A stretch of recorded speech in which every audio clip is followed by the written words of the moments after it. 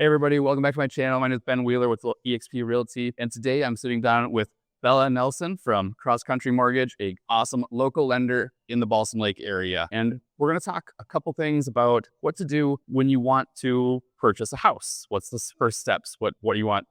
What are you looking for? What should we do? Bella, I'll let you introduce yourself just a little bit, and then we can jump right into that. Hi guys, I'm Bella, like Ben said, with CrossCountry Mortgage. I've been in the mortgage industry for about 5 years now, going on 6. But I am with a team, so altogether we have about 30 plus years of experience. It's a lot of experience in the Northwest Wisconsin area. Oh, yes, it is, yeah. So when someone wants to buy a house, what do you think?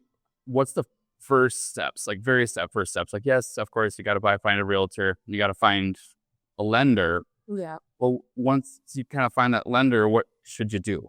Yeah, well, you should sit down with them or have a phone call with them, whatever's easiest for you, and just discuss what you're looking for, what is a good budget that you want to stay in. That's one of the first questions we always ask people. What do you want your mortgage payment to be? Sure. Because a lot of the times we can always get people pre-approved for more than what they maybe want to spend. So first steps, we either sit down or over the phone or online, do a loan application, basic information, name, birthday, address, work history. We need a 2-year work history. Okay. And then we look at income. For most people, it's pay stubs, W-2s, tax returns, bank statements. Self-employed people, we look at either their tax returns or a 1099s. Okay. Yeah. Once you have compiled all of your income data, all your information, your taxes and stuff, you bring it to Bella. What's the next steps, like as far as when you're deciding what kind of loan program they should go for? Yeah. So after we have everything, we'll do a credit pull. We like to do a soft pull on credit at first, just to see where they're at.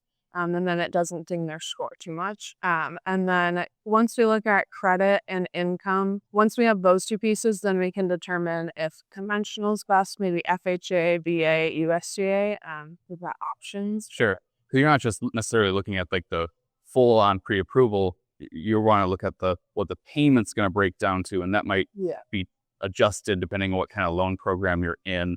Yeah, it can definitely change a little bit depending on the loan program, whether you have MI or not. Right. When you go get pre-approved, you're not just looking at that full pre-approval amount that is your price point, but you're also looking at what your payment is going to be as far as it's going to be comfortable for you.